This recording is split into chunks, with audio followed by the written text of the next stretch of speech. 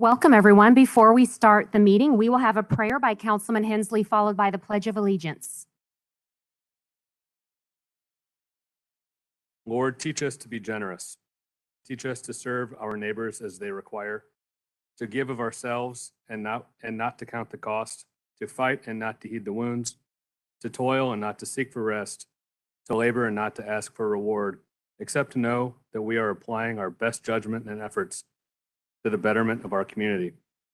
And we pray for our neighbors who work to secure and protect our public safety, who put themselves between danger and the rest of us day and night. We are grateful for them and for all that they do to keep us safe. And for all of the unspoken intentions of those assembled here tonight, we say, Amen. Amen.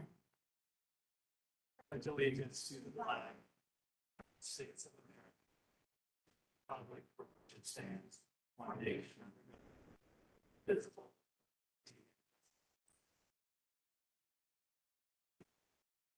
Welcome, everyone. I will now call the Monday, June 6, 2022 City Council meeting to order. There's also a virtual and call-in link listed on the agenda at jeffersoncitymo.gov.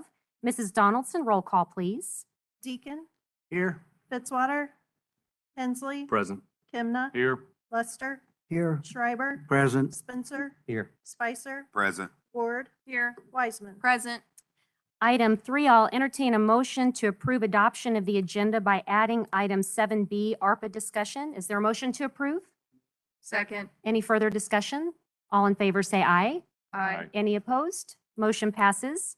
Item 4, miscellaneous agenda items. We have with us Richard Cross to announce the Black Men Thrive Tie Drive fundraiser. And you have some others with you as well. Welcome. Glad to have you here tonight. Thank you. First, I want to say thanks to Madam Mayor and the City Council staff. And also want to thank you all for the work that you're doing for the community. And thanks for the opportunity to share with you today. All right. Black Men Thrive. I recently came back to Jeff City. I graduated from Lincoln. And I realized there was a need for us to be a pillar of the community. So we started amongst us to uplift us. Then I realized there was a need for, to empower our youth. So we decided to do a tie drive, not only to teach them to tie the ties, but also to teach them the value of education. So that's where that came in. So we started the tie drive. So we also want to thank all the people who have donated. We want to continue throughout the summer. We also have been requested by some schools if we can come in their schools to do the tie tying and also teach their students, how to, the value of education and to see us as role models as well. Well, thank you for being here to announce the tie drive. If people want to donate, how can they connect with you to do that?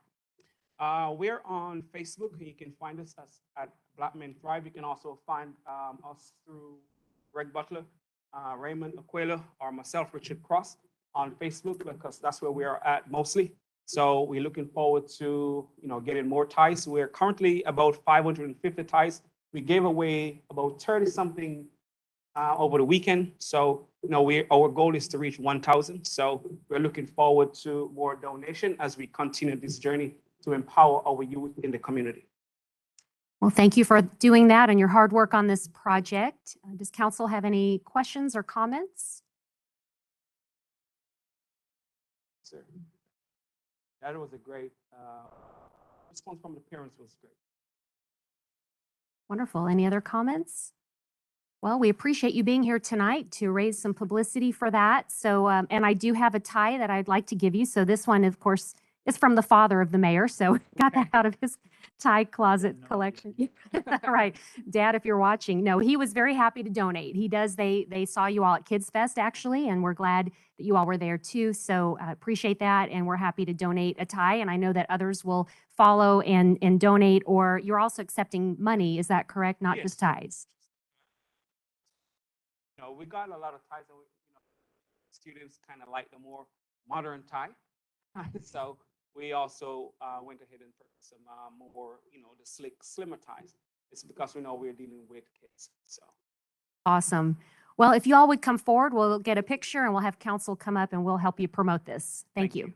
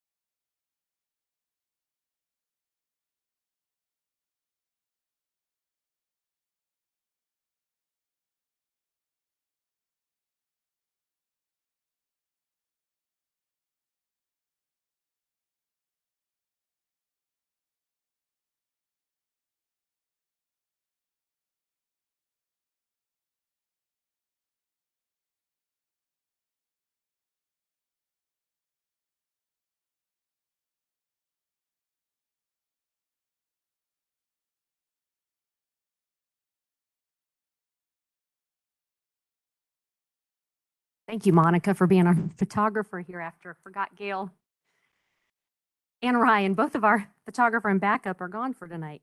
Next, we have the Mayor's Sketch Day Award winner presentation to Laura Moody and Sarah Schaefer with Capital Arts.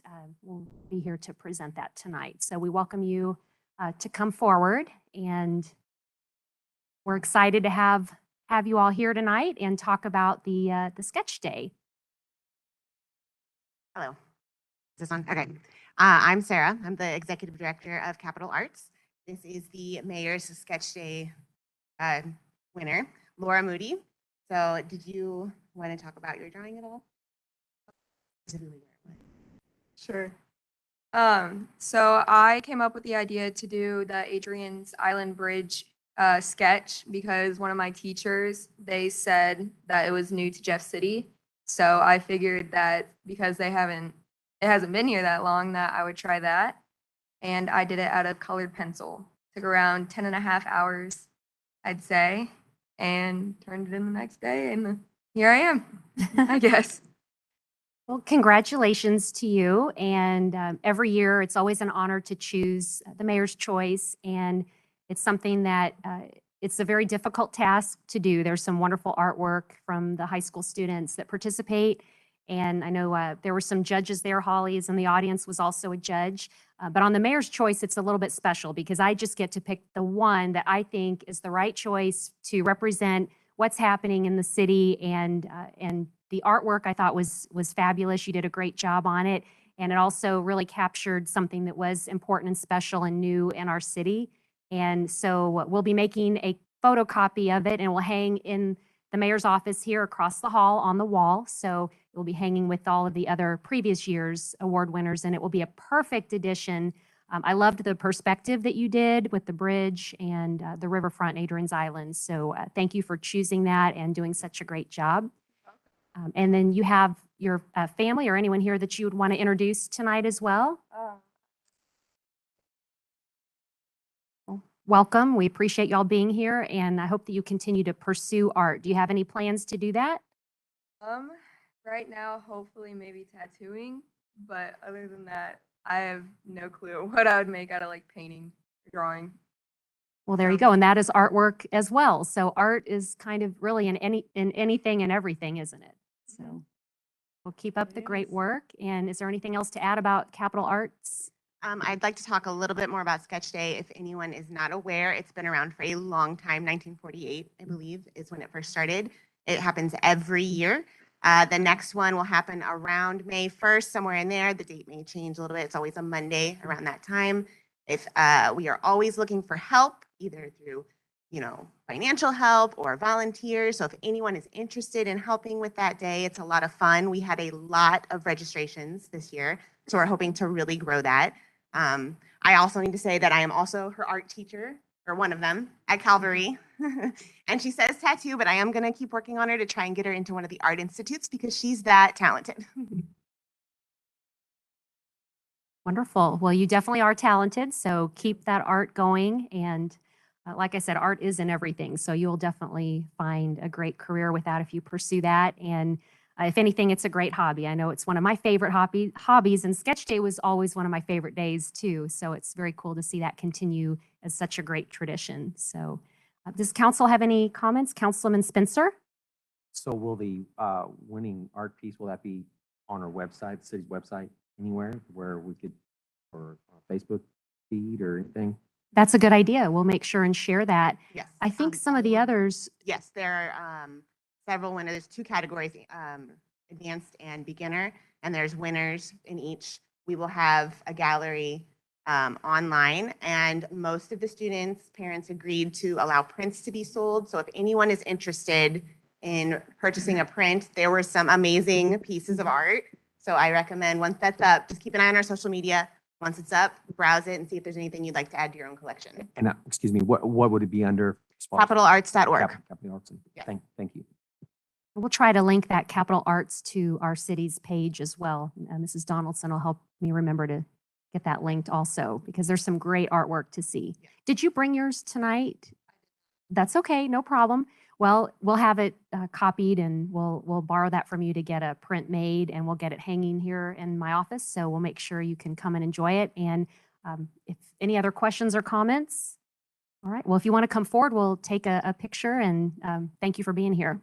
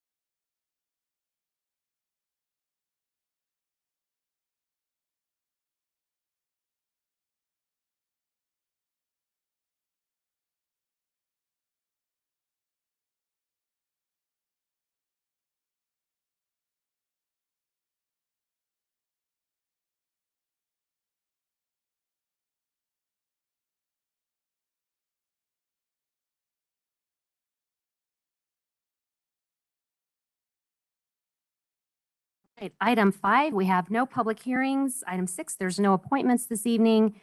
Item 7, presentations from staff, consultants, and invited guests. We have Mr. Nick Teetsort with us, Director of our Emergency Management Agency from Cole County and Jefferson City regarding staffing grant opportunity. Welcome, Nick.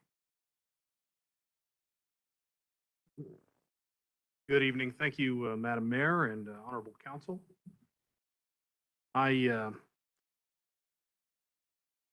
We have this opportunity that comes around every year to file for our Emergency Management Performance Grant.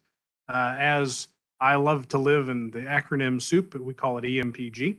And every year, it has criteria of what you can apply for. And it has the ability so that we can apply for staff. And that's what covers 50% of the costs for salary and benefits. And because of a very great partnership that we've had with the city on the county side since 1989, that gives us the ability to have a 25 share match. And so we're able to have the services not for the county alone, but also for the city. And what I would like to do is to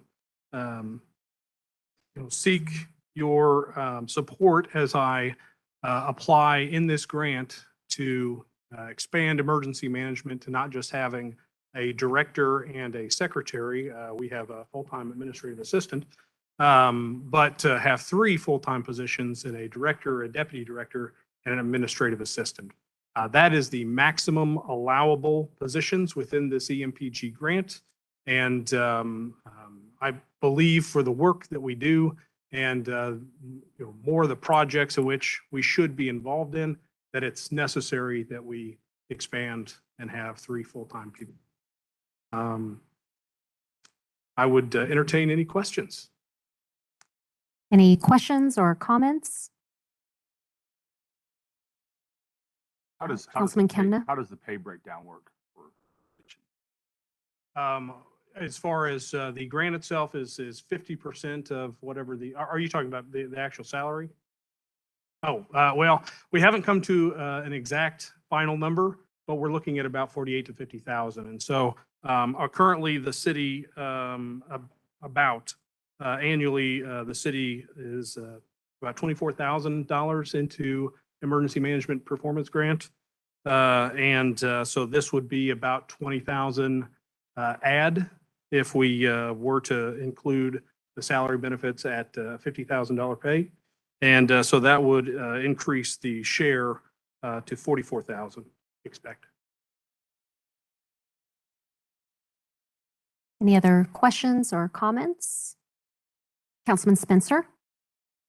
So what kind of roles and responsibilities would this new position entail in your vision? Because a lot of what I do and a lot of what the deputy director would do would be a lot of the same. A lot of the planning and preparedness portions of making sure our local emergency operations plan is up to date. we have a 2-year cycle at which that's required through the state to be up to date, and to have the grant be renewed, you have to make sure that you follow those standards. Also, making sure that we have more community engagement. I know I've only been here for about 7 months, but that is the one thing that I feel like emergency management is really lacking in the community, is the preparedness side. So I would have that deputy director work a lot with our volunteer management and try to go to community events so which they can hand out information for preparedness, but also have training opportunities for the public to attend for preparedness as well. And I was serving on the LTRC. We was trying to transition that into a COVAD. Yep. And I think that would really benefit our community, and especially with the next disaster that will eventually come. Yes, So, sir. I agree. thank you. And just to add to the long-term planning, it's important that we have a recovery plan. We've knowing that these disasters occur, having a playbook at which we can kind of follow along so that when the next large disaster occurs, we then know what the timelines and timeframes and what the different committees should be. That's very helpful. And that's one thing that, as I've stressed to the long-term planning committee, as they now switch from that to a COAD, a community organization active in disasters group, that document really needs to be done in the very beginning stages of the COAD group. So thank you, sir. Any other questions or comments? Councilman, And I know you hit Cameron? on it, it's a 50-50 or 25-25 match, you said. for the Yes, city council. What specific rules will they have serving within the city realm of that? Well, that's a very good question. I think that's something that we need to, really sit down, because right now there's opportunities that emergency management has within like the PA and IA realm. That's public assistance and individual assistance. I'm sorry. Again, acronym soup. That I think we need to do a better job at serving the city in those and making sure that all of the federal dollars at which we can get, we do. I also think that in the community engagement section, that would include Jeff City, because there's more events that occur within the city than do within the county. And so having the ability to help plan those events, and also having the ability to have preparedness information to give out to people, during events that doesn't require us to be there on the emergency management side of things. Well, Nick, you have helped to take our emergency management position to the next level. I know you've worked very hard over this last year to do that, and you have voiced your concern that there are some levels here that are needed in staffing. And so we appreciate you going after this grant opportunity. It seems like, I don't hear any objections here today. What are your next things that you need from us? No actions required tonight. This is mainly informative. Yes, that's correct. The grant process itself is continuing. It closes on the 17th of this month. So I will attempt to apply for it. And I don't know if I'll be successful in application, but I definitely wanted to make sure that you all are aware and have input, and that I have your support as I go ahead and apply in this process. All right. Well, thank you and good luck with that. And just let us know what we can do to assist with that. All right. Thank you very much. Thank you. And item B, we have with us Mr. Greg Bexton, who would like to talk with us about some ARPA opportunities. We had an open house and took public input, so Greg would like to be part of that as well. Welcome. Thank you, Mayor. My name is Greg Baxton, and in my free time, I serve on the Boys and Girls Club Board here locally. Wade Medall is the CEO of the Boys and Girls Club. And back when you all had public hearings on the ARPA funds, we did not have this project in our horizon. So we just kind of want to bring you up to speed on what has transpired in the last couple of weeks here, and what we're looking at doing going forward. So I'm going to give Wade the opportunity to give a quick little presentation. And Greg has got handouts for you with some details, but appreciate you giving us an opportunity to speak to you tonight about, as Greg said, it's happened kind of fast, but it's been kind of in our long-term planning, but we seize the moment, and when an opportunity arises, you take advantage. So we, if you don't know, have 3 current sites, 2 in Jefferson City and 1 in Holt Summit. We serve about 1,000 kids a year at Boys and Girls Clubs here in Holt Summit. One of our sites that we opened 3 years ago over at the Knowles YMCA Annex to serve the West End elementary schools with a DESIA 21st Century grant has been at capacity pretty much since day one. It's a smaller space, not quite conducive to everything that we offer. So we've been looking for a while to find a location that we can relocate that site and better serve children from our West End elementary schools. So, and our Railton facility that was built in 2017 serves all the East End elementary schools. About a month ago, we located a property on the west end of town, formerly Big Top Child Care Development Center on Charmvilla Drive, off of Bighorn. This facility will allow us, you'll see the details in there, but this facility will allow us to serve an additional 100 children from the 4 West End elementary schools at that location. It's about a 9,500 square foot property, about 1.5 acres of rec space and playground space outside for kids. The real win for us, obviously, is being able to serve 100 additional kids at that facility every day after school. But it will also allow us to expand our summer camp services to kids as well. Currently, all of our summer camp kiddos are at our Railton facility, which maxes out at 175, which is at capacity this summer, open today, with 50 kids on our waiting list. So there's definitely a need, not only for after-school care, but for summer as well. And so this new location would also allow us to expand that summer for an additional 175 summer camp spots starting next summer. We have already purchased this property, so we've taken advantage of the opportunity and we'll be opening it in August. We have some remodeling to do before that happens. But we wanted to take the time to, as we start getting word out that we purchased this property and are making this part of our new long-term mission, to update you and ask for your assistance and your support. Right now, we don't serve any lunches or hot meals at the Knowles For our Center. West End kids, yes, we do have the Railton Center for all the East End elementary schools kids, but this will also allow us to serve a hot nutritious dinner and snack to all of the kids that'll be at this facility as well. So that'll be an additional 175 dinners an evening for kids. So after purchase price, a little remodeling, we're all in about $1.2 million. And don't really know how the ARPA funds will come out, how they will be divided up. But what we are asking for tonight is a third from the city. We will ask a third from the county, and then we have funds for the other third. So just wanted to get this information out to you guys before whatever the decision process, however it comes out on the ARPA funds, but just wanted to make sure that we had this information out. So have handouts. If you have any questions, we'll be glad to. Okay, thank you for being here. Does council have any questions or comments? Okay, well, we will put this with consideration with the other requests as well, and we appreciate you sharing that with us tonight. Thank you. And next we have item 8, announcements by mayor, council, and staff. We will go through our 4 committees for any updates. Administration, Councilwoman Wiseman. Yes, our next committee meeting will be July 6th at 7:30 a.m. and across the way. Thank you. And Finance, Councilman Hensley. Thank you. Our next meeting will be at 7:30 a.m. on the Thursday morning following our next full council meeting, so in a couple of weeks. I will also say that I think that our next full council meeting should include another ARPA work session where we begin proposing, deliberating, and voting on funding allocations. Okay, And thank you. I plan to share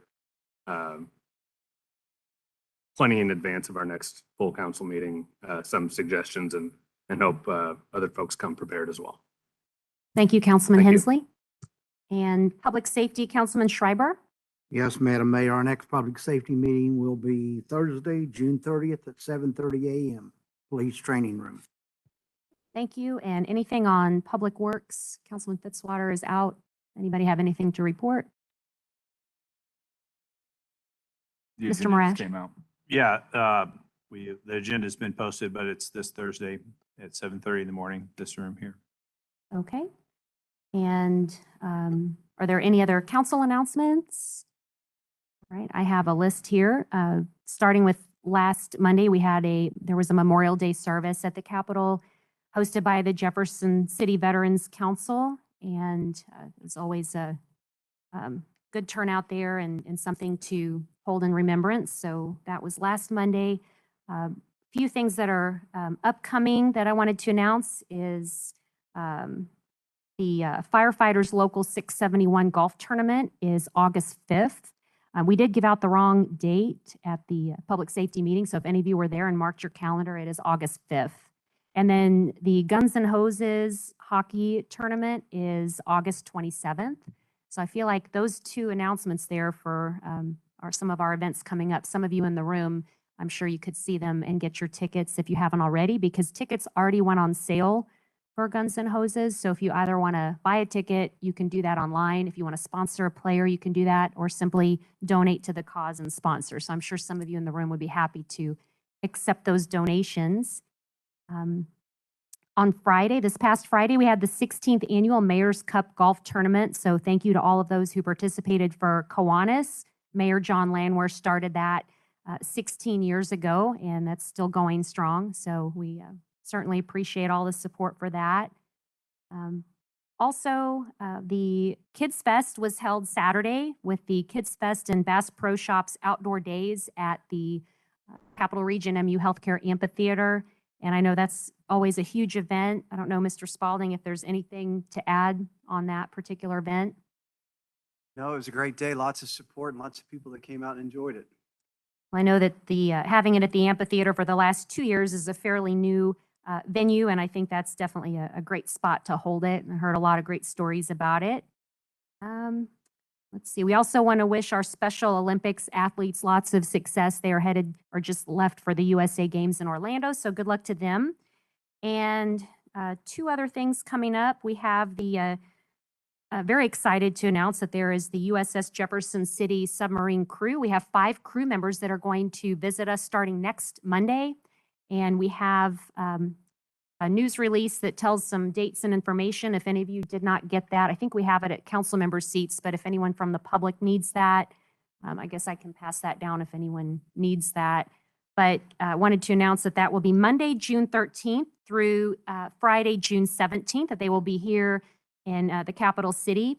And some public events, if you want to mark your calendar and meet the crew, that Monday, June 13th, they'll be at Prison Brews at 6 p.m. if people want to join for dinner. Also, they will be at Eris's Pizza on Thursday, June 16th at 11 a.m. for lunch. They will be at Thursday Night Live on Thursday, June 16th at 7:30 p.m. in downtown Jefferson City. And they'll be at Oscar's Classic Diner on Friday, June 17th at 8:30 a.m. for breakfast. So there's a lot of public interaction events for them.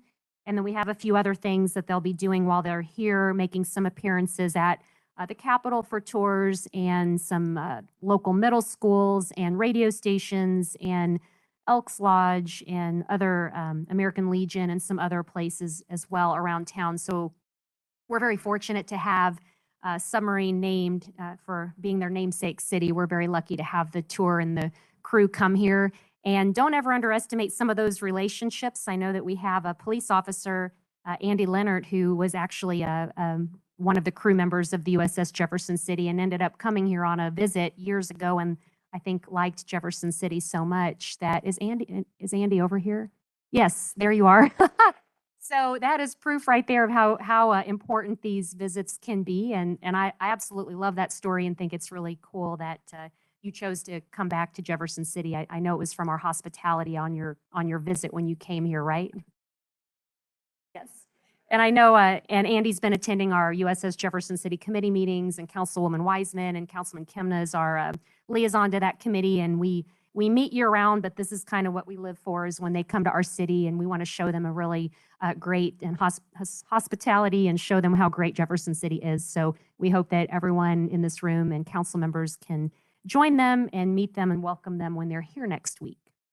And then lastly, the mayor's bike ride was Saturday, and this was the first time we've done this ride. I have a few photos up there. So we met at North Jefferson City there at the Katy Trailhead, and there I am with Mayor Barbara Buffalo and then Mayor Bill from, where did we go? Hartsburg, thank you. Emily was with us. There we were. And there's the river, a river view coming back. So we basically went from Jefferson City to Hartsburg, and then they came from Columbia to Hartsburg, and we met there at the Berg. Columbia does have a new mayor, Mayor Buffalo, who there we both are on our bikes together. So they kind of had the short end of the stick because they had to come a little bit farther than we did. Our round trip was 21 miles. Theirs was a little bit farther, but it was the first time we'd done that. Our Parks and Rec departments from both departments worked together to make that happen, and we hope to do many more like it. So showing the importance of people on bikes. We met people there actually from Kentucky who were here just for the sole purpose of riding the Katy Trail, and they joined us too. So that was pretty cool, just hearing how many people came from like all over the country to enjoy the Katy Trail. And we have it like right in our backyard. So it was a perfect day for it, and we hope that we can keep these partnerships going. And let's see, Emily was there. I don't know if there's anyone else in the room that I missed that was on the ride. But we had it. It was great, wasn't it, Emily? It was really fun. So those are all my announcements. Anything else from council or staff? Right. So now we'll get into presentations from the gallery, item 9, and we have some people signed up, starting with Mrs. Holly Stitt for Bill 2021-75. Welcome.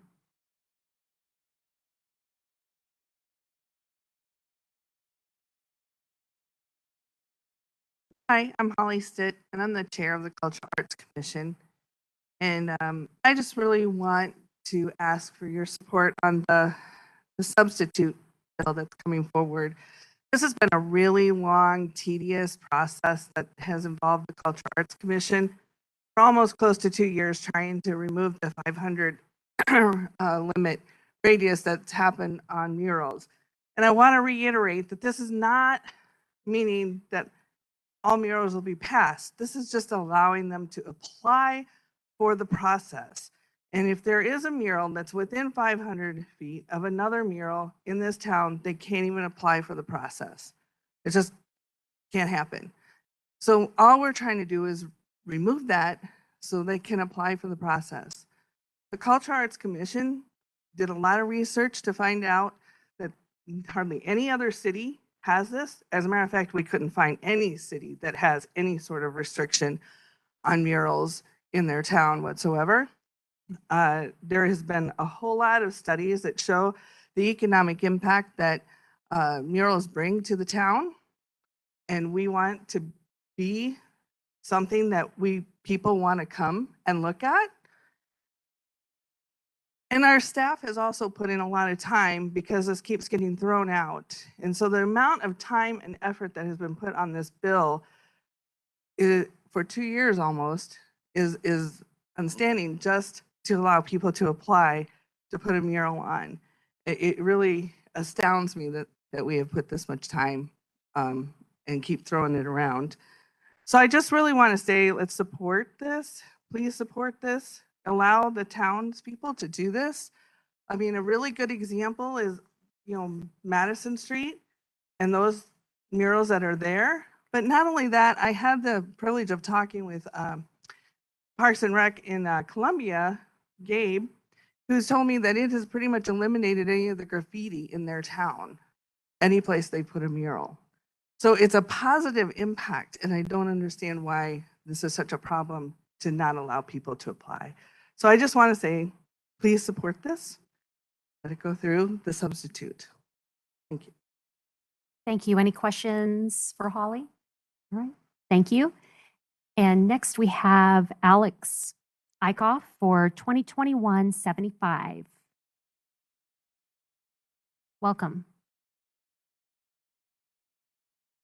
Hello. If you guys don't recognize me, I'm Alex Eicho. I graduated from Helias in 2011. And although I didn't receive the Mayor's Choice Award at Sketch Day, I did participate all 4 years that I was there. And I received 3 first places in the pencil division and 2 best in shows. I graduated from Truman State University with a Bachelor of Fine Arts in painting. And while there, I received the Outstanding Achievement Award. I now paint professionally out of Kansas City, where I've painted over a dozen murals. I've participated in several mural festivals around the country, and my public work can be found throughout Missouri, Kansas, Iowa, Colorado, Virginia Beach, Memphis, the Zoo, Miami, and soon to be Oklahoma. And actually, I just booked a gig for a hotel in Mindo, Ecuador. So in 7 months, I'll be an international artist. And I'm not saying this to brag. I'm just telling you guys this because in all of my experience painting murals and traveling, I've never even heard of a 500-foot mural rule restriction. So I'm just a little confused. When I painted the Munichburg mural, I was unaware that there was even a conflict. I've now read through the permit application process, and it's honestly restrictive enough without the element. I just don't really understand why we would limit which walls could be painted based on an exact measurement. Doesn't really hold a lot of sense to me. Just doesn't seem necessary. So I would implore you to remove the 500-foot ordinance. I could see how too many murals in certain spaces could be overwhelming, sure. But in the case of the Munichburg murals, I believe the neighborhood aesthetic improved significantly with my art. And obviously I'm biased, but come on, it was just bare plywood before with bullet holes underneath the glass. So, but honestly, I channeled all my creative energy into that project and truly tried to celebrate the spirit and culture of the historic district. I am sorry that I participated in a project that disobeyed the ordinance. So I still feel that my art should live on. So I do recommend that you go away with the 500-foot limitation. And I would even request that you further consider the benefits of having more public art in Jeff City. Every city I've been to with an abundance of murals takes pride in highlighting their collection of public art. Many of them host tours and create scavenger hunts, which provide opportunities for locals and tourists to interact with the town. They give people something to talk about. Sure, there are risks. Art is subjective. Not everybody is going to like every mural that gets painted. But I also feel like they can be profoundly positive impacts on the town. I've seen it. Selfishly, I want to be a part of making my hometown even more beautiful. I feel as if it is my calling to share my art with the public. I want the youth of Jeff City to grow up seeing my walls around town, and I want them to think, maybe I could someday create something bigger than myself. I'm aware that my spray paints are the same tools used by vandals, but my fellow muralists and I aren't defacing property. We're creating experiences for people to enjoy for free with their friends and family just by walking around town. So it's not graffiti, and it's not going to promote graffiti. I think the opposite will occur. If you amend the ordinance to eliminate the 500-foot line, the city still maintains the power to prevent obscene or harmful imagery from being displayed. So please, let's release this arbitrary restriction. Choose the substitute. Thank you. Thank you. Any questions? Thank you, and good luck with your worldwide art. Thank you. Next, we have Mr. Jeremy Bowman, 2022-10. Welcome. Thank you, Madam Mayor and Council. Appreciate the moment. I won't take all of 5 minutes. It's actually a little odd to stand up here and not have a PowerPoint presentation with numbers, statistics, and it's a little refreshing. But I just wanted to touch on a couple things. Again, my name is Jeremy Bowman. I'm president of Jefferson City Police Officers Association, the Fraternal Order of Police here in Jefferson City. And as you see around the room, the FOP presence tonight has caused to show our full support of this pending Bill 2022-10 in improving the FOP labor agreement with the city of Jefferson. With an incredible amount of effort and work hours that went into this project, I'd like to honorably mention and show thanks to the community that laid the groundwork from the beginning in approving the public safety tax back in November of 2021. We as a group are humbled and thankful for the commitment taken by the voters of the capital city that recognize the need to be competitive and address recruitment and retention for the betterment of their police protection. I'd also recognize City of Jefferson leadership, who were a critical and necessary part of this pending bill and the solution it offers to not only the voters and the community as a whole, but to each officer who proudly dons a uniform and a badge. And lastly, I stand in front of you as the representative for the Fraternal Order of Police and showing our support. But really, behind me, it's my brothers and sisters seated behind me that make this whole thing work. They safeguard lives and property, protect innocent against oppression or intimidation, and the peaceful against violence or disorder. My brothers and sisters don't face evil, they confront the evil, and they're the reasons the wheel spins. So in concert with the supportive community and engaged city leadership and my thin blue line family and their spouses behind me, we, the Fraternal Order of Police, extend our full, overwhelming support of this bill, 22-10.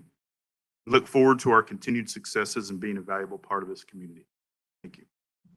Thank you. Are there any questions, comments?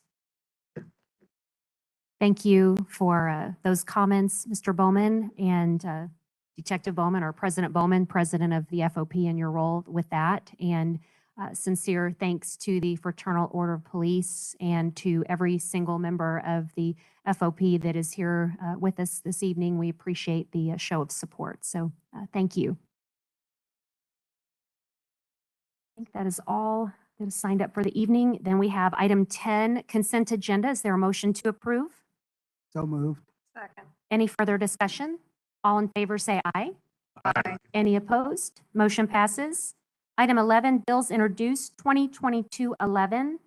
An ordinance of the City of Jefferson, Missouri, authorizing the mayor and city clerk to execute an agreement with Corrective Asphalt Materials in the amount of $93,989.20 for the 2022 street seal coating project. Mr. Marash? Thank you. As clerk indicated, it's a contract with Corrective Asphalt Materials. They have done this project in the past, and this is we're piggybacking on another community's bid process. But anyway, the project's a little over 94,000, and the list of streets that are on the project are actually under bill number 13 for the overlay. So it looks like this. If you're a page to that, the lower section would be the contract we're talking about now. And then if you'll notice these upper two, when I get to those, we, due to the bid cost, we had to cut a couple streets on each one just to meet the budget. But I'd be happy to answer any questions. And this type material would go on some recent overlays. So they would be streets that have been recently overlaid to help protect them and extend their life. Any questions? I know we have 11, 12, and 13 deal with this similar item, so feel free to ask. We'll go on to number 12. An ordinance of the City of Jefferson, Missouri, authorizing the mayor and city clerk to execute an agreement with Donaldson Construction Company, LLC, in the amount of $202,735.57 for the 2022 microsurfacing project. Thank you. And again, another contract, as the clerk indicated, in our asphalt maintenance project. This is actually a pressure microsurface project, excuse me. And it basically puts a thin layer of asphalt on streets that are a little bit older, but still in good shape, trying to keep them that way for another several years. And we did have to cut a couple out of this list to meet the budget for that project. And again, the list is in the next bill if you want to take a look at that, but be happy to answer any questions. Any questions? Okay, number 13. An ordinance of the City of Jefferson, Missouri, authorizing the mayor and city clerk to execute an agreement with Jefferson Asphalt in the amount of $831,178.50 for the 2022 mill and overlay project. Mr. Marash? Yes, thank you. And so another contract for the street maintenance project, but again, as the clerk indicated, Jefferson Asphalt, a little over 831,000. And again, I had to cut a couple streets out of this that were expected to be overlaid to meet the budget. In total, we had to cut about almost $250,000 worth of streets out of the bid just to meet our budget. The cost came in about 30 on our overlay, which is the predominantly larger project. Obviously, it was about 30% over last year's bid. So, obviously that reflects probably most likely the majority of that's trucking cost is what goes on there. So, and labor, but be happy to answer any questions about that. Any questions? All right, thank you. And I'm sorry, Councilman Spencer?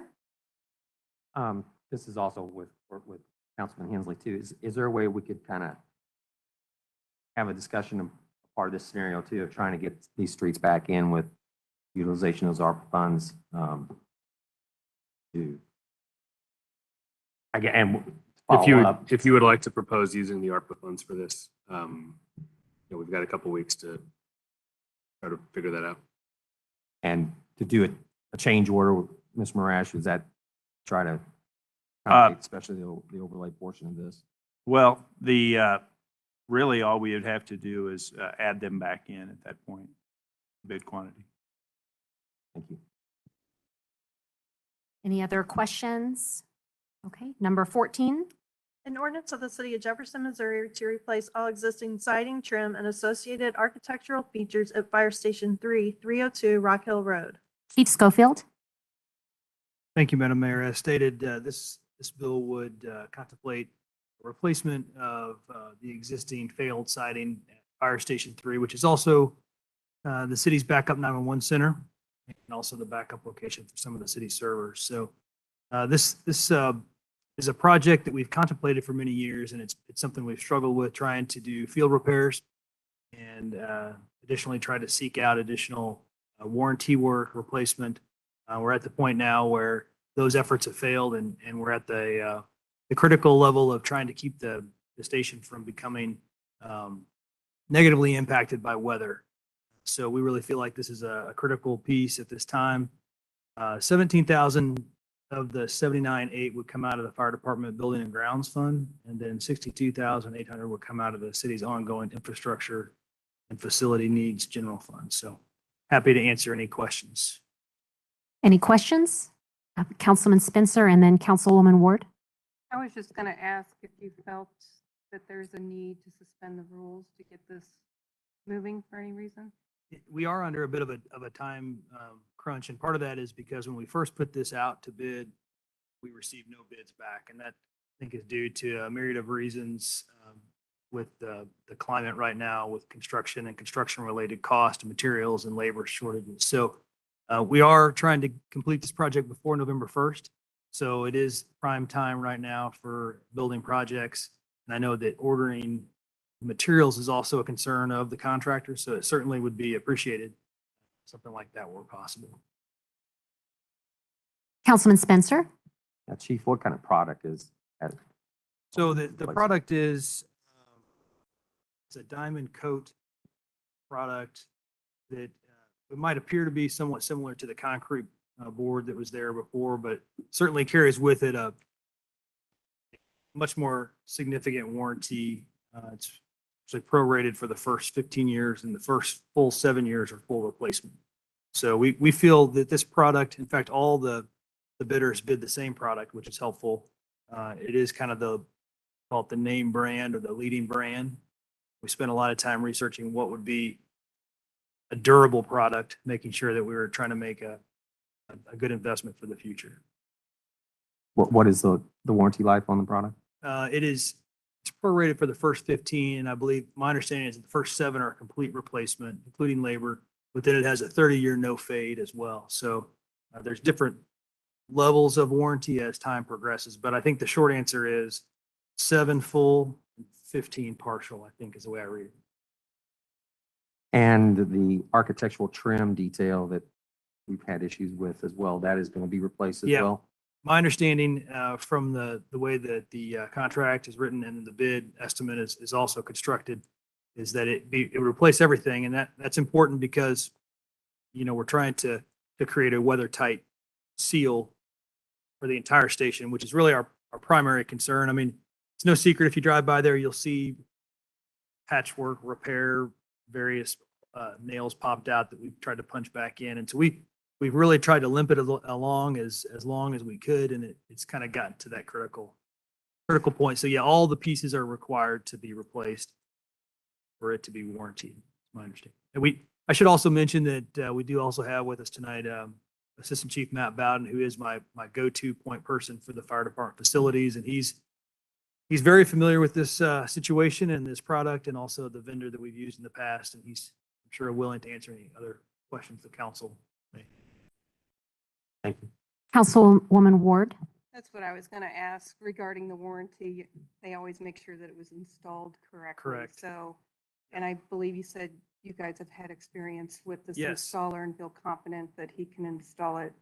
Yeah, properly after the everywhere. hailstorm, we had the same contractor, I believe, do work on Fire Station 5, and we were satisfied with his product and also his services. I'd like to make a motion to suspend the rules and vote tonight. Okay, so we have a request to suspend the rules, and are there any objections? Seeing none, we will take up 2022-14. An ordinance of the city of Jefferson, Missouri to replace all existing siding, trim, and associated architectural features at Fire Station 3, 302 Rock Hill Road. Any further discussion?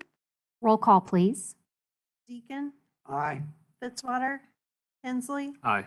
Kimna, Aye. Lester, Aye. Schreiber. Aye. Spencer. Aye. Spicer. Aye. Ward. Aye. Wiseman. Aye.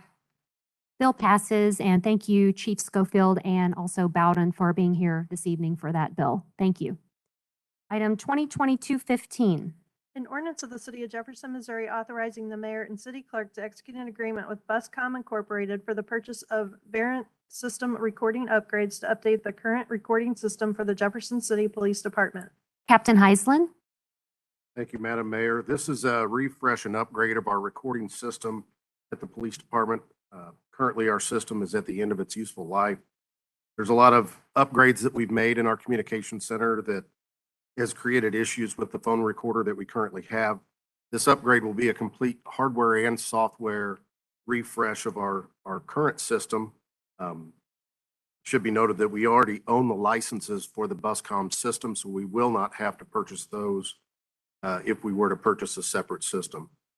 We will be adding 19 licenses to that, if approved, to cover animal shelter phones and some other miscellaneous phones at the police department that were not currently being recorded. Happy to answer any questions. Councilman Spencer. To piggyback off Councilman Ward's, would this be an advantage to suspend the rules so that we can get this critical equipment replaced? If that's the desire of the council, yes. Suspend the rules for that purchase tonight. Okay, we've had a request to suspend the rules. Are there any objections? Seeing none, we'll take up 2022-16.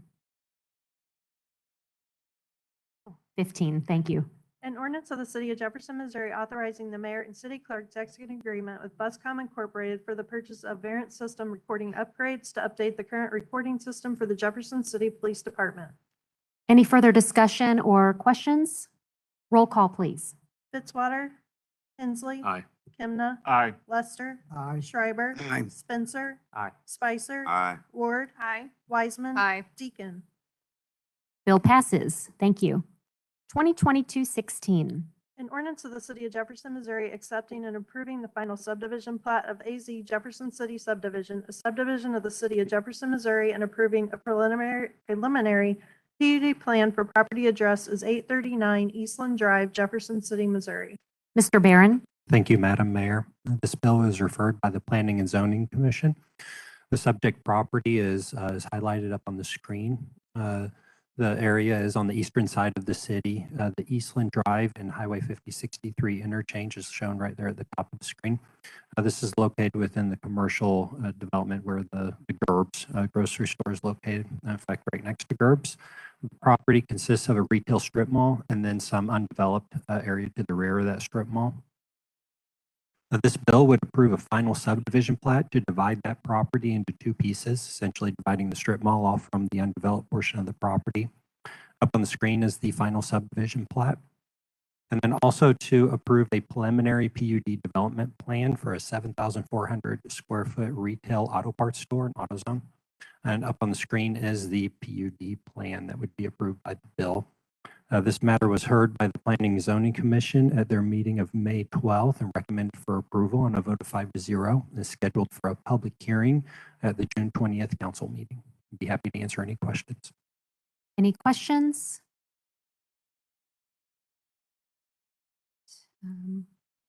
Thank you. We will move on to item 12, bills pending 2022-7. An ordinance of the City of Jefferson, Missouri vacating and discontinuing the right-of-way of an unnamed alley to the rear of the properties in the 1600 block of West Main Street. Mr. Marash? Thank you. As clerk indicated, it's just a property vacation of right-of-way, and the residents of the area requested it. You have to answer any questions. Any questions or discussion? Roll call, please. Hensley. Aye. Kimna. Aye. Lester. Aye. Schreiber. Aye. Spencer. Aye. Spicer. Aye. Ward. Aye. Wiseman. Aye. Deacon. Fitzwater. Bill passes. 2022-8.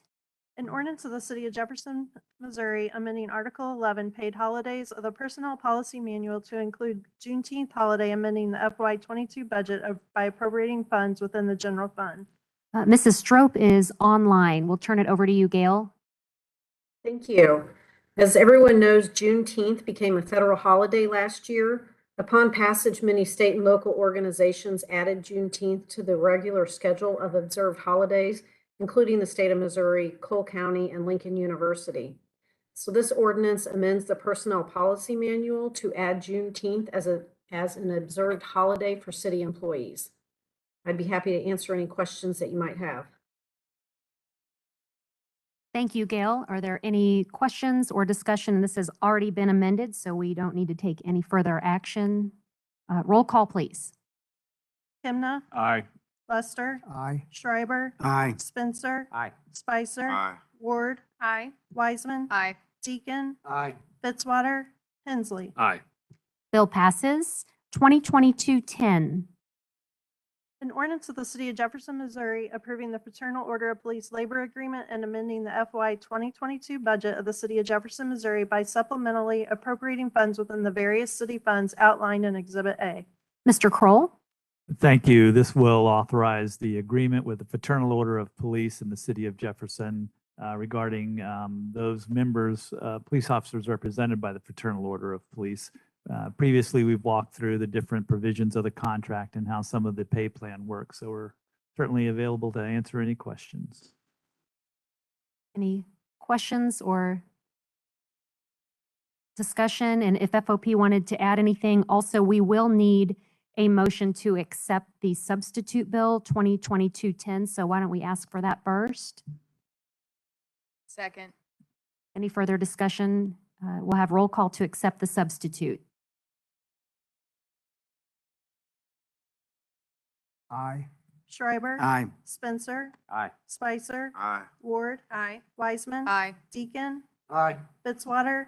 Hensley. Aye. Kimna. Aye. Substitute passes, so we will take up 2022-10 as substituted. Any further discussion? Okay. Thank you. Council, Councilman Schreiber? Yes, a lot of effort's gone into this from the FOP, which has done an excellent job in presenting it to the council several different times, as well as to the Public Safety Committee. So I would strongly encourage that in order for us to benefit our city and to benefit our police agency, that we approve this particular bill. Thank you. Thank you, Councilman Schreiber. Any other comments or deliberation? Roll call, please. Schreiber. Aye. Spencer. Aye. Spicer. Aye. Ward. Aye. Wiseman. Aye. Deacon. Aye. Fitzwater. Hensley. Aye. Kimna. Aye. Lester. Aye. Bill passes. 2022-9. An ordinance of the City of Jefferson, Missouri approving a salary adjustment and amending the FY 2022 budget of the City of Jefferson, Missouri by supplementally appropriating funds within the various city funds outlined in Exhibit A. Mr. Kroll? This bill is really just one option for helping to retain employees. It suggested a 5% across the board increase for employees, but there certainly are several other options and opportunities to be able to address employee retention. And I know we have, at the pre-meeting, Councilman or Councilwoman Wiseman mentioned that she may have a request to place that on the informal. And I completely respect that and understand that there may be some more discussion needed. So knowing that, I know Councilman Spencer had also put out a few ideas as to how that could be handled. I do think that probably the sooner the better. I know that sounds like council will still want to act fairly quickly on that, hopefully, because I think that we are at risk for having some of our most experienced employees that may be recruited to other organizations, as we know that this is something that would allow us to keep up and keeping up with inflation, keeping up with those type of things when other organizations similar to ours, like especially the state of Missouri, Cole County, the city of Columbia have already implemented those increases. So certainly the sooner we can do so, the better. And I do support the current bill that's on the table with the 5%. But understandably that council may want to revisit that and dig into that even farther. So I respectfully understand that. And with that, I'll turn it over to Councilwoman Wiseman. Thank you, Mayor. I'd like to place this bill on the informal.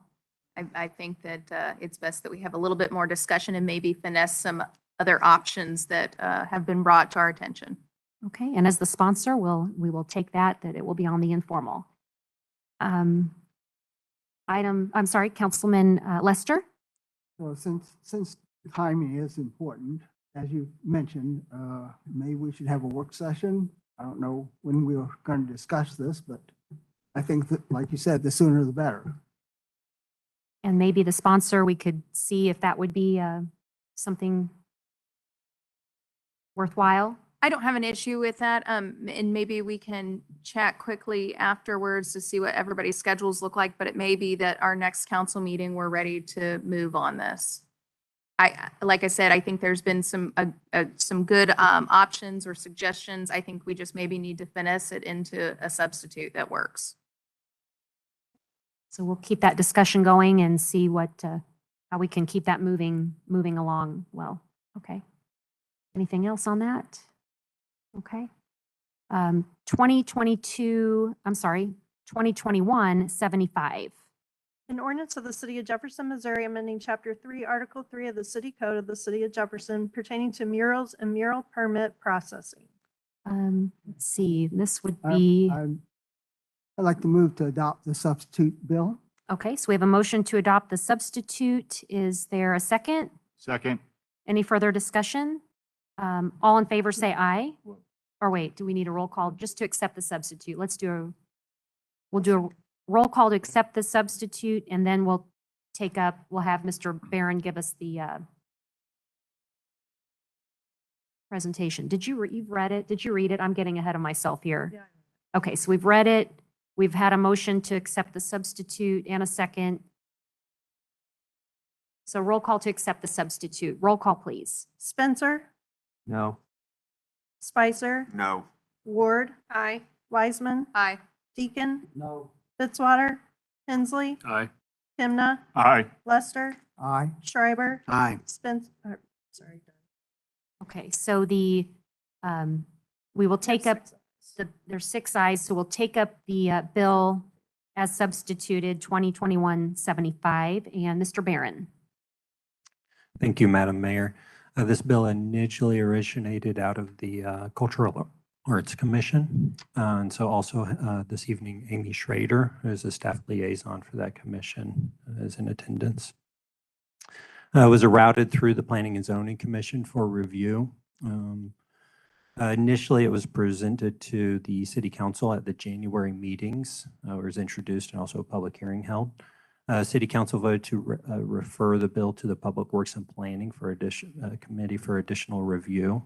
At their May 12th meeting, the Public Works and Planning Committee voted to amend and refer the bill back to council. And of course, the substitute bill is presented and is up this evening.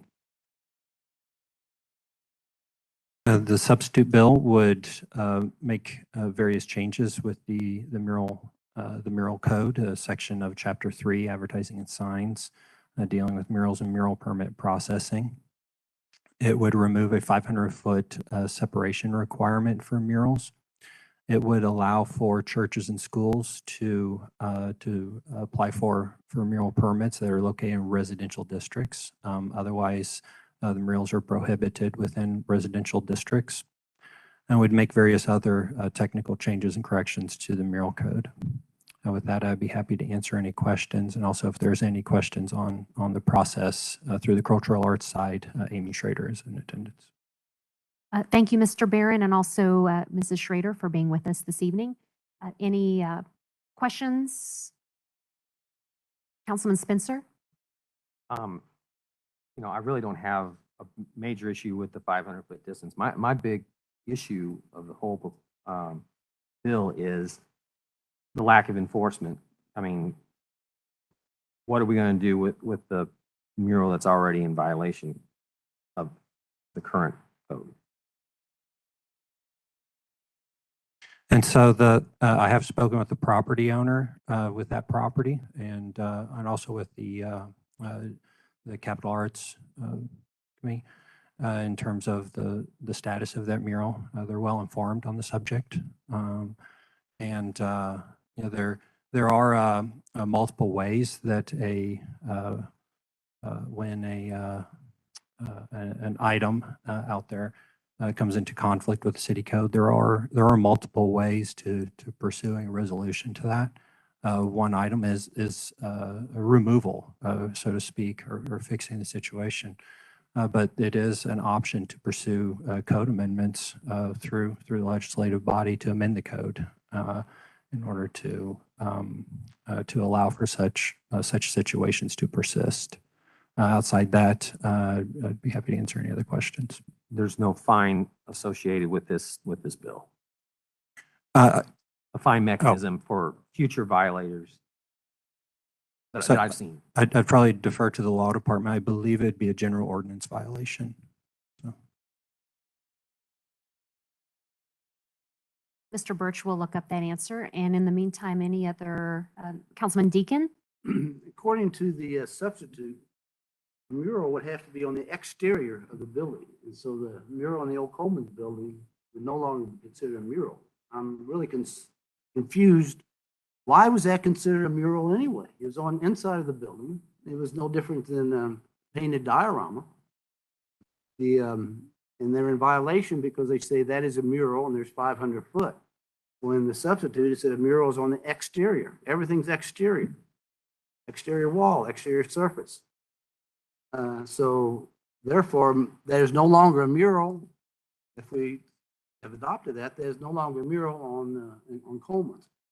And then as a side note, I thought we took care of this in 2017, Eric. Council and planning and zoning spent a number of meetings going through the entire sign ordinance, all of it, top to bottom, a lot of discussion. Got to the minutes. I was even a statement in there. I said, it's no different than outlawing Christmas. You cannot outlaw this stuff. I get my packet for when I ran for council, and it says I can't put signs on private property. And I know right in the minutes, we said that was allowed. Did not that get back to council? I know there was a problem with the original, whatever you want, motion or suggestion to the council was sent back because some wording that was different than what we'd approved. But I thought it had been put back to the council and all this had been changed. This was taken care of. So why are we taking up so much time and so much time here on something that somebody was remiss? Did it not get put back to the council in 2017 when it was asked to, or just laid in wait like so many other things? That was my concern. That's why I voted no. I think that the entire sign ordinance, all of that needs to go back to planning and zoning and go A to Z. Because there's things in there I know we adamantly oppose with the original version sent back to council. And if council didn't approve that version or if it never got sent to them, then it was moot. But I really take issue that this had to come before. It's a lot of wasted time. Thank you. Thank you. Other comments, questions? Yes, Mr. Birch? So section 3-38 of the city code specifically addresses the violations of this provision, and it treats it like a misdemeanor. It's similar to the general provisions under Article 1, but essentially a fine of not less than $10, no more than $1,000. And then if it's willful violation, it's an additional fine of $250 per day that it exists. Those are some of the provisions here. Okay, thank you.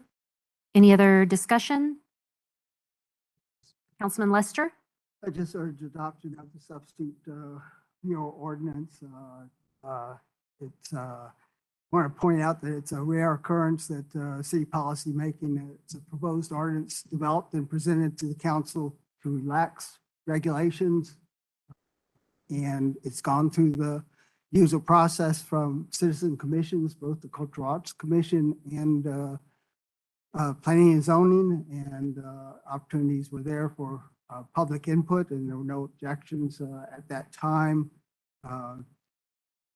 And there's, as been pointed out, there's no other place that we know of that has such a restrictive policy in terms of distance of murals.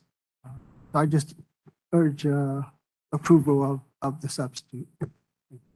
Thank you. Councilman Spencer?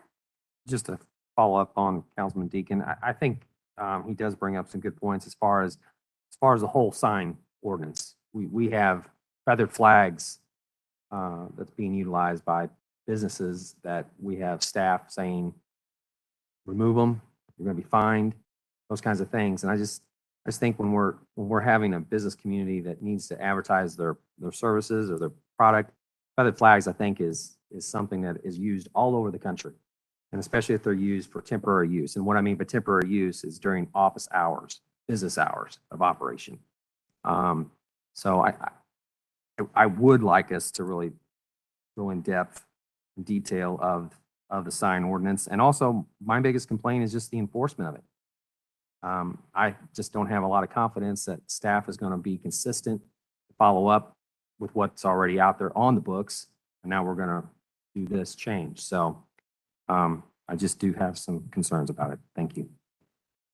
Thank you, Councilman Spencer. And likely those could be directed to probably Councilman Fitzwater as Chair of Public Works if there was anything you wanted to see furthered on a future agenda or anything, and Councilman Deacon as well. Any further discussion? Roll call, please. Spicer. Uh, Substitute? It's already been substituted, so the bill as substituted. No. Ward. Aye. Wiseman. Aye. Deacon. No. Fitzwater. Hensley. Aye. Kimna. Aye. Lester. Aye. Schreiber. Aye. Spencer. No.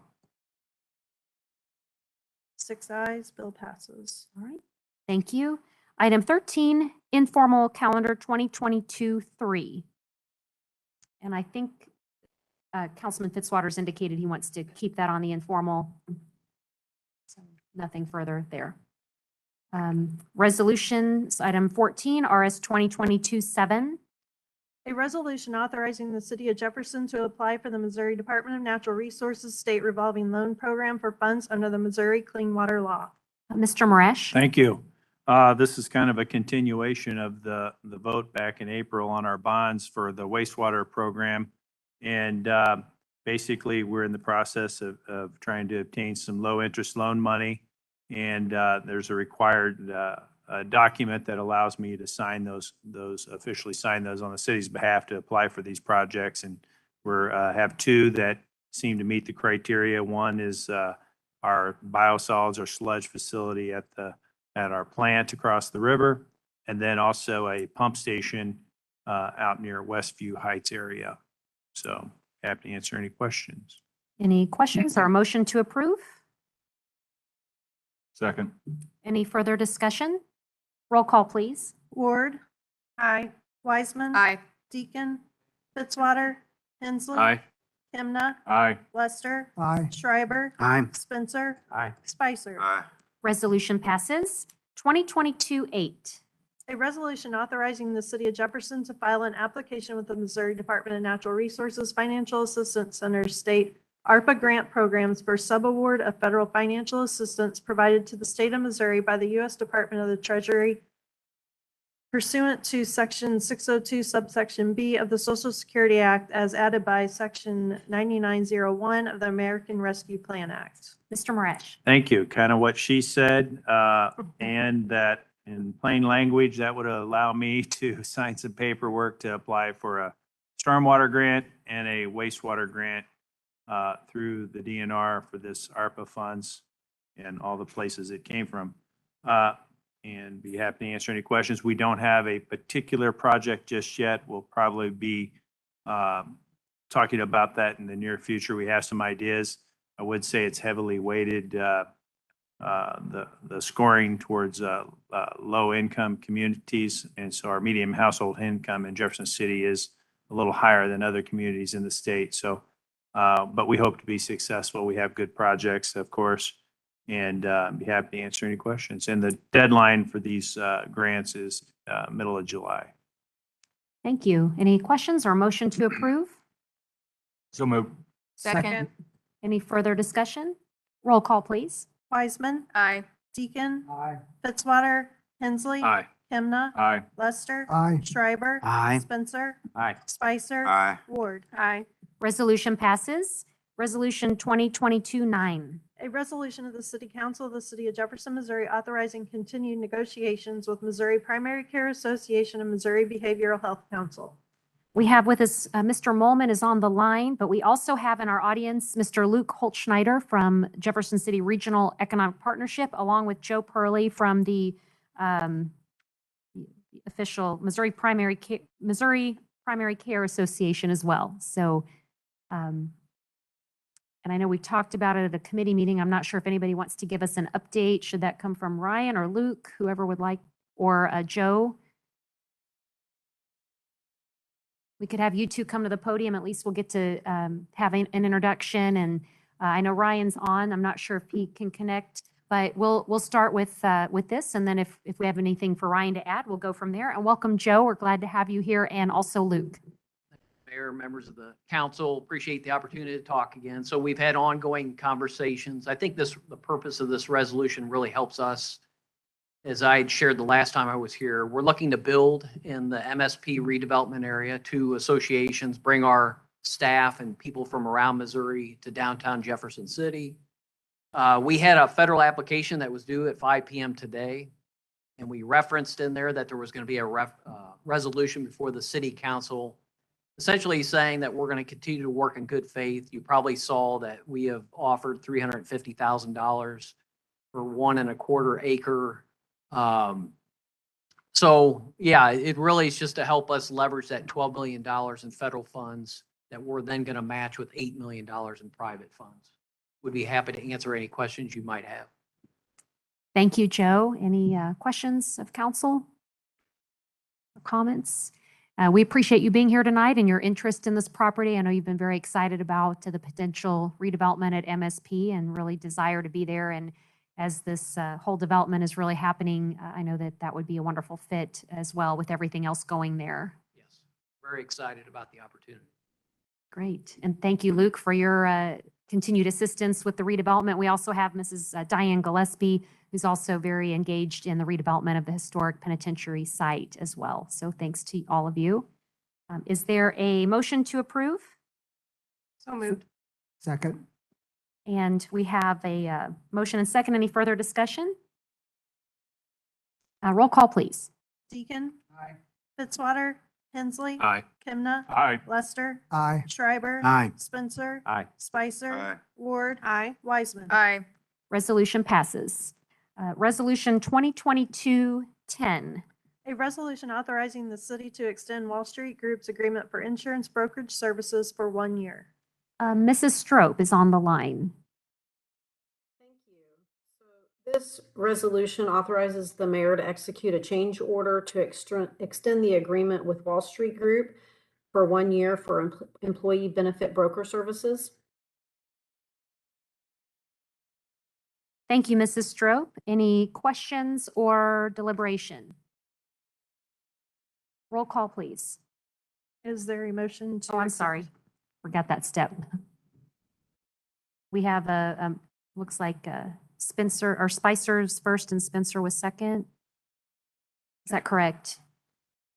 Okay. And any further discussion on Resolution 10? Roll call, please. Fitzwater, Hensley. Aye. Kimna. Aye. Lester. Aye. Schreiber. Aye. Spencer. Aye. Spicer. Aye. Ward. Aye. Wiseman. Aye. Deacon. Aye. Resolution passes. Item 15, we have no presentations. Item 16, are there any council and staff discussion? Item 17, any new business? Councilman Deacon? Maybe this isn't where to bring it up, but once again, I'm a little concerned about the well, yeah, my concern about the committee for the new police chief, why is HR still there? Why is the city attorney when even the court system said this city attorney needs to be arm's length away from municipal court? He needs to be an arm's length away from the police enforcer. He interprets the law. He doesn't enforce the law. I'm really concerned. Why was Charles Jackson not answered? Michael Kuti, Toby Meyer, Shelton Lineback and his organization, the Sheriff's Association, even Rich Callahan. I don't think all of these people have been incredibly helpful with our municipal court. We have 3 council people there.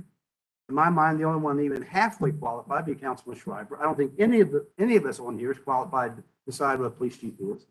We can decide if he's a nice guy or not, but I don't care if he's a nice guy. I'm worried about our town. I'm worried about it can fall apart within 6 months like Columbia did when they started having the laissez-faire on Feel Their Pain. We've got a pretty good deal right now. I don't see many overly concerned citizens. I think if you would have talked to Charles Jackson or Michael Kuti, you definitely would have heard what's going on in municipal court and where the changes could be, what they're looking for achieving. But they're left out. I mean, and these are decent, good guys. Their background is incredible. And if you have to ask them who they were, then my gosh, then you shouldn't be putting people on a committee. That's just my concern. But once again, it's treated as a social organization and our social system, and not as a 25-year decision on how our city is going to be run. And I'm really concerned that I don't know who the finalists are, but I sure hope our city has been astute enough to train people to step in as soon as somebody falls down, just like in the military. Somebody takes their point. They don't have 6 committees say, ooh, who's going to be the next boss? My gosh, it shouldn't even be a discussion. All right, I'm done. Okay. Any other new business? Councilman Spencer. With the police chief selection committee, I do have some concerns as well, mainly from a standpoint of consistency. I sent an email to Gail Strope. I think I carboned you as well, Mr. Crowell, about the minutes and the attendance records. There was no meeting minutes taken. During our fire chief's recommendation committee, that was one of the first tasks we did, was to ask a committee chair, and the first meeting said, who's going to be taking the minutes and the attendance of these meetings. And it just creates a doubt, a concern with credibility and transparency of the process.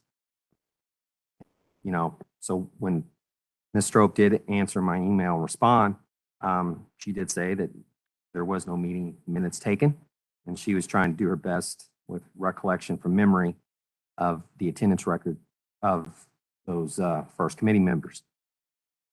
There was one committee member that didn't show up to one meeting, and then that person has been pushed to the next committee phase. And that's just concerning to me. So I'd be glad to discuss further if you like. Thank you.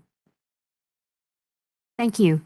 And I wasn't going to respond, Councilman Deacon, but I do feel compelled to, as I've been sitting here and thinking about the comment that out of 3 council members, that only one is qualified enough to be on the committee. And I just take issue with that. I think all council members on here have been elected to serve in their seats and their positions. And I mean, personally, I think it's a bit disrespectful to say that to the other council members that served on the committee. I just feel compelled to say that and counter that. And that's just a personal opinion and certainly differs from yours. Maybe the qualifications and backgrounds of our council members are each very unique and different, but we all do bring different seats to the different items to the table. And I do take an issue with that. Madam Mayor, I have no concerns with their intellect and their background. My concern with this is a very unique position. It's not like any other department we have. This truly sets the tone.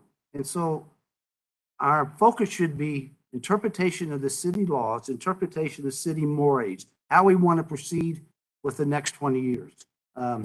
That's why I took issue for actually anyone being from the council. I think we need to have, my gosh, we have the Highway Patrol, we have Lincoln University, we have an incredible amount of really highly qualified command staff out of Highway Patrol is retired and Jefferson City.